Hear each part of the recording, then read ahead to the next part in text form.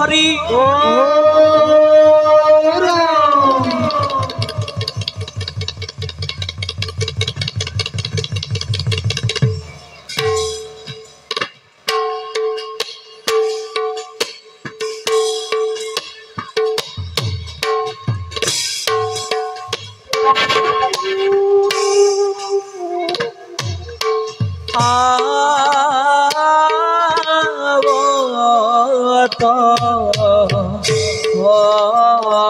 ভার বাজে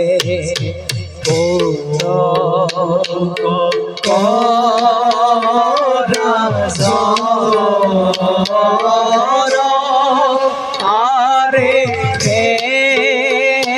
না পতি সঙ্গে হে রে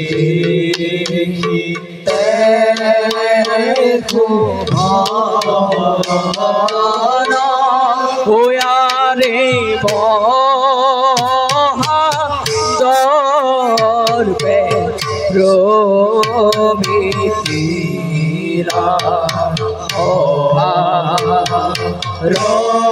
রবি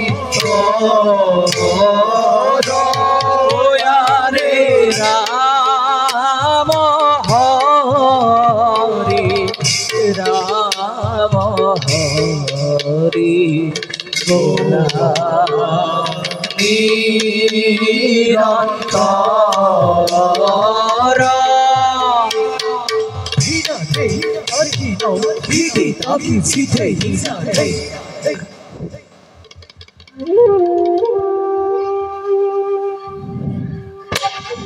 যতুপতি যতুপতি যতুপতি বারংবার বারংবার কেমন শ্রবণ করে তার গুণার কীর্তন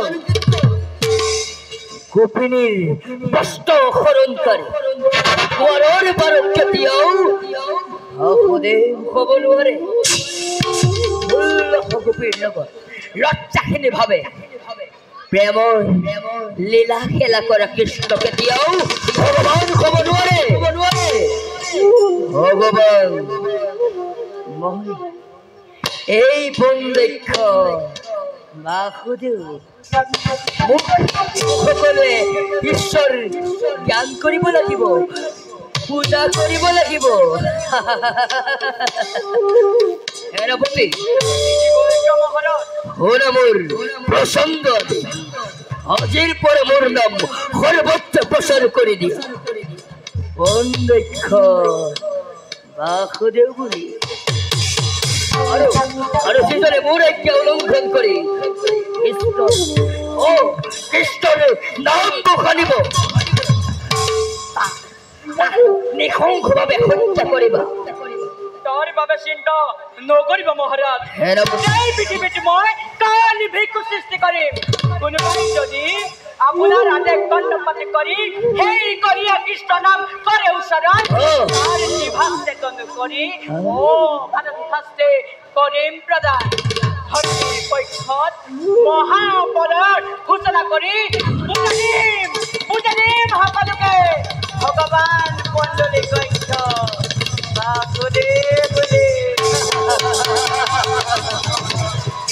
উত্তম উত্তম সেনাপতি কিন্তু সেনাপতি কোনোবাই মোৰ ৰাজ্যত প্ৰচাৰ কৰিছে হেনো মোৰ ইষ্ট দেৱতা বিষ্ণু আৰু কৃপালক কৃষ্ণ এক আৰু অভিন্ন বুলি বিষ্ণু মন্দিৰ পূজাৰী সদাশিৱৰ বাহিৰে এনেধৰণৰ প্ৰচাৰ কৰিব কোনো সাহস নকৰে তেন্তে শুনা সেনাপতি কাইলৈ লৈ আনিবা পূজাৰীক মোৰ কাষলৈ এতিয়া ব'লা বলতে বিশ্ৰাম কৰোঁ বলক মহাৰাজ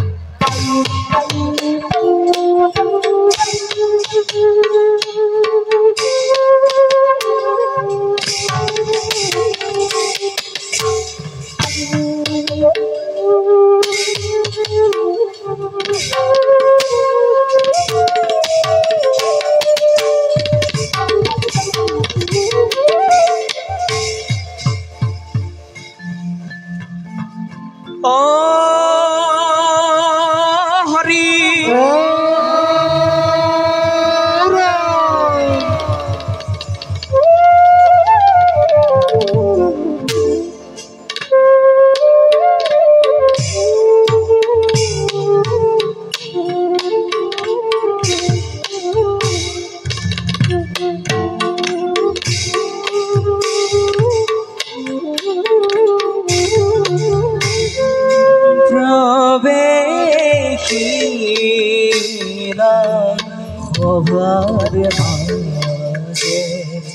কর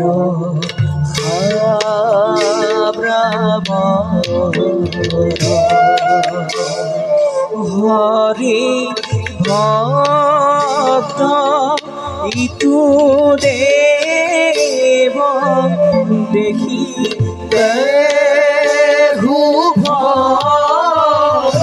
হরে হরি ভক্ত ইতু দেব দেখি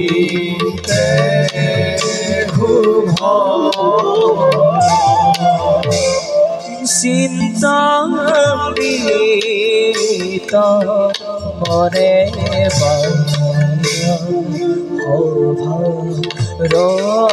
রহিত রাম হরি রাম হরি গুণারি রত রাম হরি রাম হরি গুণারি রত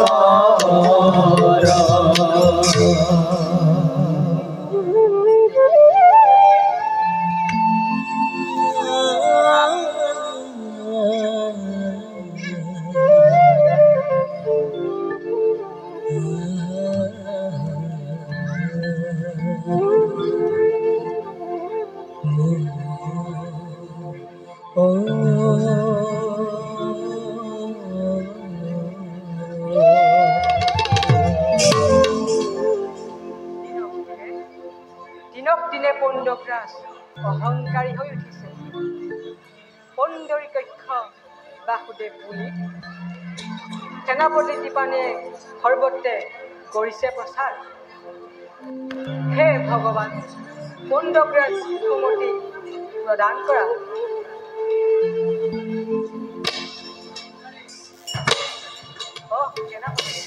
আপোনাক বন্দুক দাদাই মাতি পঠাইছে। আপুনি এতিয়া মোৰ লগত প্ৰভু পণ্ডলী কক্ষ বাসুদেৱ সন্মুখে যাব লাগিব।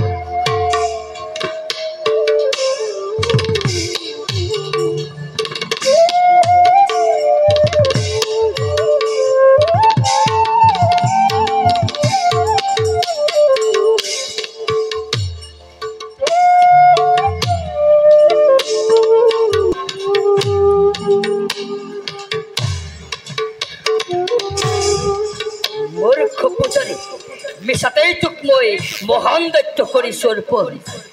বিগ্ৰহ পূজা কৰ মাত্ৰ অৰ্থৰ লোভ।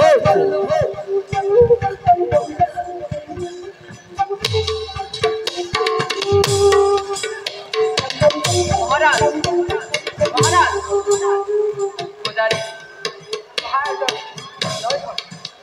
আমাক এই নিমিত্তে মতাৰে মহাৰাজে জানিব খুজিছে যে বিষ্ণু পূজাৰ অন্তত বিষ্ণু মহিমা ব্যাখ্যা কৰোঁতে বিষ্ণু আৰু কৃষ্ণ এক বুলি ভাবা কেনেকৈ? যুৱতৰাৰ দৰে সত্য। স্তব্ধ হোৱা পূজাৰী, যুক্তি প্ৰদান কৰিবলৈ তুমি কথা হওক পালা। অকাট্য যুক্তি প্ৰদৰ্শন কৰিবলৈ সাহসৰ প্ৰয়োজন নাই। ৰাজন জ্ঞান জ্ঞান আত্মাৰ বস্তু। জ্ঞানে ইমান মুখ্য জ্ঞান বিজ্ঞান পৰিহাৰ কৰ, মাত্ৰ প্ৰশ্ন উত্তৰ দে। সেই দ্বাৰকাৰ কৃষ্ণ আৰু আমাৰ উপাস্য দেৱতা মান নেকি? দ্বাৰকাৰ কৃষ্ণ আৰু বিষ্ণু এক আৰু অভিন্ন। স্তব্ধ মূৰ্খ পূজাৰী, ৰাজন্দ ভাবি ব্ৰাহ্মণ হৈ ৰাষ্ট্ৰ আচৰণ কৰি বলিখাললৈ যোৱা আশা কৰিছো। মহাৰাজ, প্ৰকৃত সত্য প্ৰকাশ কৰিলে ৰাজদ্ৰোহী হয় নেকি? পূজাৰী, ৰজাৰ মতে বিৰোধিতা আচৰণ কৰাটো ৰাজদ্ৰোহ হয়। কিন্তু ৰজাৰ মতৰ বিৰুদ্ধাচৰণটো মই কোনোদিনে কৰা নাই। মই কদাপিও স্বীকাৰ নকৰো। মোৰ ইষ্ট দেৱতা বিষ্ণু আৰু গোপপালক কৃষ্ণ এক আৰু অভিন্ন বুলি ইয়াক সমৰ্থন জনাব এই হ'ব মোৰ ৰাষ্ট্ৰহী আৰু বিদ্ৰোহী।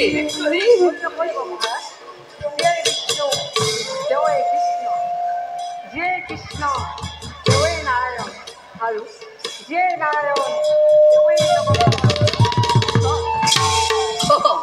তাৰ মানে মই সেই গোৱালৰ ল'ৰা ঈশ্বৰ বুলি বুজিব লাগে।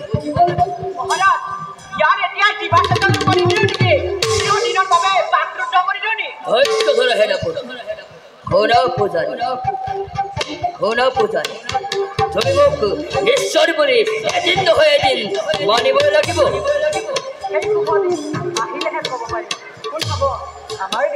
আৰু শুন, যদি আজিৰ পৰা কলিয়া কৃষ্ণ আৰু মোৰ উপাস্য দেৱতা বিষ্ণু আৰু অভিন্ন বুলি যদি জনমানুষত প্ৰচাৰ কৰো তেন্তে সেনাপতি অৰুণ ভিক্ষাৰ নদীৰ বাবেই সাজু হৈ থাকিব লাগিব।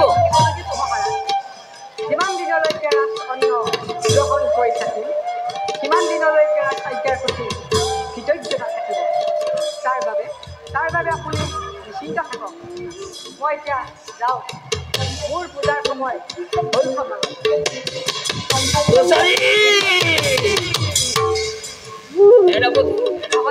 পূজাৰীৰ কাৰ্যত গোপনে নিৰীক্ষণ কৰি যদিহে সি ৰাজজ্ঞা উলংঘন কৰে তেন্তে তাক লৌহ পিঞ্জৰাত নিক্ষেপ কৰি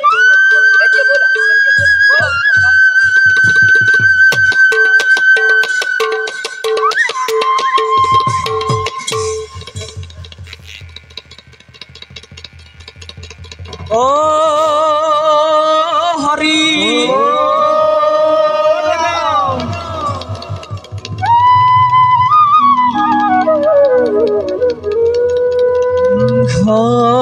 ভাত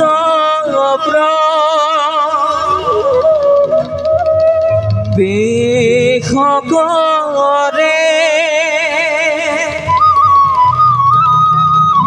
ভিতৰৰ ৰয়াৰে ভাত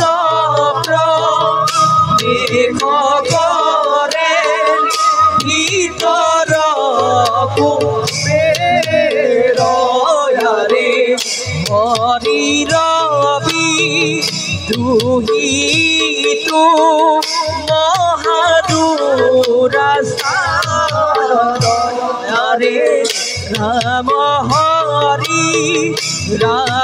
হৰি বোলাৰি নিৰন্তৰ।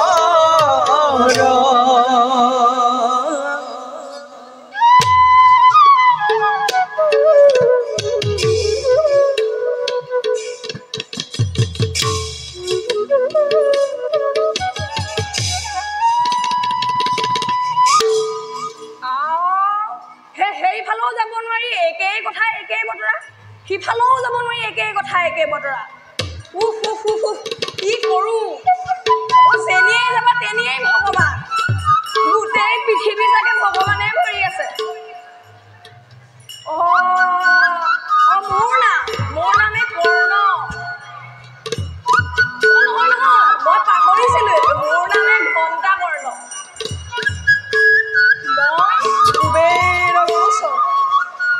পিছে মই আকৌ একেবাৰে হৰিনাম শুনিবই নোৱাৰো। কৰবাত যদি হৰিনাম শুনো তেন্তে সৰু পানী বৰ পানী সমস্তৰে ভেটা ভাঙি আহে। সেয়েহে মই হৰিনাম নথকা ঠাই বিচাৰি ফুৰিছো। কিন্তু স্বৰ্গ মৰ্ত্য পাতাল এই সকলোতে কিন্তু হৰিনামে আছে। পিছে ময়ো আকৌ কম নহয়, য'তে হৰিনাম